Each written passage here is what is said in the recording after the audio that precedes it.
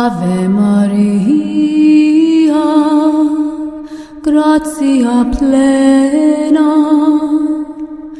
Dominus tecum. இயேசு கிறிஸ்துவில் பிரியமான சகோதர சகோதரிகளே, எப்பொழுது மகிழ்ச்சியாக இருங்கள், இடைவிடாது ஜெபியுங்கள், என்ன நேர்ந்தாலும் இறைவனுக்கு நன்றி கூறுங்கள். அன்பிற்குரியவர்களே, மே மாதத்தினுடைய 31ஆம் தேதி என்றாலே வணக்க மாதத்தினுடைய, அன்னை மரியாளினுடைய வணக்க மாதத்தினுடைய இறுதி நாளாக இருக்கின்றது. இந்த நாளிலே திரு அவையானது அன்னை மரியாள் எலிசபெத் அம்மாளை சந்தித்த அந்த ஒரு விழாவை கொண்டாடுவதற்கு அழைப்பு கொடுக்கக்கூடியதாக இருக்கின்றது. சந்திப்பு என்ற ஒரு மேலான கருத்தை இது நமக்கு சுட்டிக்காட்டக்கூடியதாக இருக்கின்றது.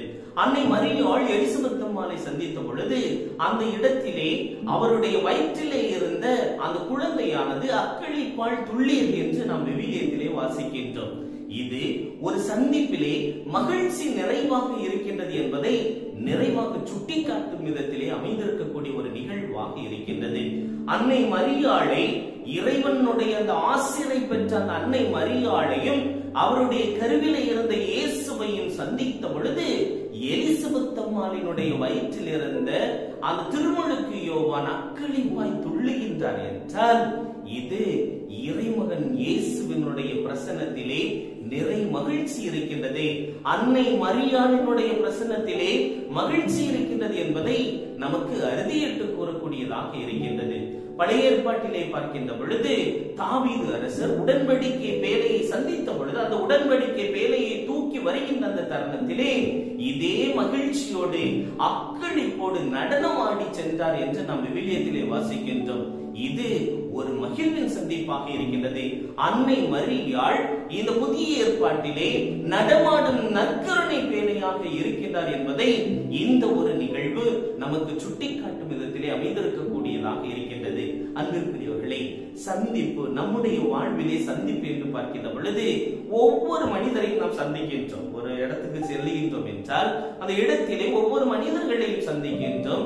ஒரு சில மனிதரை சந்திக்கின்ற பொழுது நமக்கு கோபம் வரும், இன்னொரு சில மனிதர்களை சந்திக்கின்ற பொழுது கவலை வரும், இன்னும் ஒரு சில மனிதர்களை சந்திக்கின்ற பொழுது எதுக்கடா இவனை சந்திச்சோம் அப்படிங்கிற ஒரு மனத்திலே எழக்கூடிய விதத்திலே அமைந்திருக்கக்கூடியதாக இருக்கின்றது. இப்படி ஒவ்வொரு மனிதர்களையும் சந்திக்கின்ற பொழுது விதவிதமான உணர்வுகளை நாம் பெறக்கூடியவர்களாக இருக்கின்றோம்.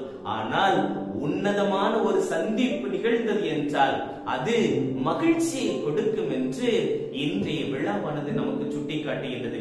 நாம் ஒருவரை சந்தித்தாலோ அல்லது பிறர் நம்மை சந்தித்தாலோ இந்த மகிழ்ச்சி அந்த சந்திப்பிலே வருகின்றதா, பிறக்கின்றதா என்று நாம் சிந்தித்து பார்த்தோம் என்றால் நிறைய தருணங்களிலே எல்லா விதமான சந்திப்புகளிலும் இந்த மகிழ்ச்சி பிறப்பதற்கு பதிலாக துன்பங்களும் கவலைகளும் தேவையற்றவற்றை பகிரக்கூடிய தன்மையும் அங்கே அரங்கிய விதத்திலே அமைந்திருக்கின்றது. பேராயர் ஃபுல்டன்ஷின் அழகாக சொல்லுவார், இந்த அன்னை மரியாளும் எலிசபெத் அம்மாளும் சந்திக்கின்ற இந்த நிகழ்வு இரு கருவறைகளினுடைய சந்திப்பு என்று சொல்லுவார். மேலும் அவர் சொல்லுகின்ற பொழுது சொல்லுவார், இது பழைய ஏற்பாட்டையும் புதிய ஏற்பாடும் சந்திக்கக்கூடிய ஒரு நிகழ்வு என்று சொல்வார். அன்பிற்குரியவர்களே, பழைய ஏற்பாடும் புதிய ஏற்பாடும் சந்திக்கின்ற ஒரு சந்திப்பாக, இரண்டு கருவறைகளினுடைய சந்திப்பாக இருக்கக்கூடிய இந்த அன்னை மரியாள் எலிசபெத் அம்மாளை சந்தித்த இந்த நிகழ்வு நமக்கு சுட்டி காட்டுவது நம்முடைய வாழ்வின் சந்திப்பு. நாம் ஒருவரை சந்திக்கின்ற பொழுதே அந்த இடத்திலே மகிழ்ச்சி நிறைவாக குடிக்கொள்ள வேண்டும், மகிழ்ச்சி பிறப்பெடுக்க வேண்டும், நம்முடைய சந்திப்பு பிறருக்கு வாழ்வு கொடுக்க வேண்டும், பிறருடைய வாழ்விற்கு அர்த்தம் கொடுக்கக்கூடியதாக இருக்க வேண்டும், பிறரை உயர்த்தும் விதத்திலே இந்த சந்திப்புகள் இருக்க வேண்டும். அவ்வாறு நம்முடைய சந்திப்புகள் அரங்கேறும் போது அந்த சந்திப்புகள் இறை ஆசிரால் நிரப்பப்பட்ட சந்திப்பாக இருக்கும் என்பதை இது விழாவானது நமக்கு எடுத்துரைக்கின்றதாகவே நம்முடைய சந்திப்பு நிறைவான சந்திப்பாக, மகிழ்வின் சந்திப்பாக இருக்கட்டும். இதற்கு இறைமகன் இயேசு கிறிஸ்து நிறைய ஆசிரை நமக்கு கொடுக்கட்டும். அன்னை மரியாளினுடைய பரிந்துரை நிறைவாக நமக்கு தங்கட்டும். இந்த 31 நாட்களும் அன்னை மரியாளை பற்றி சிந்தித்திருக்கின்றோம். இந்த அன்னையினுடைய பரிந்துரை நிறைவாக நம்மை வழி நடத்தட்டும்.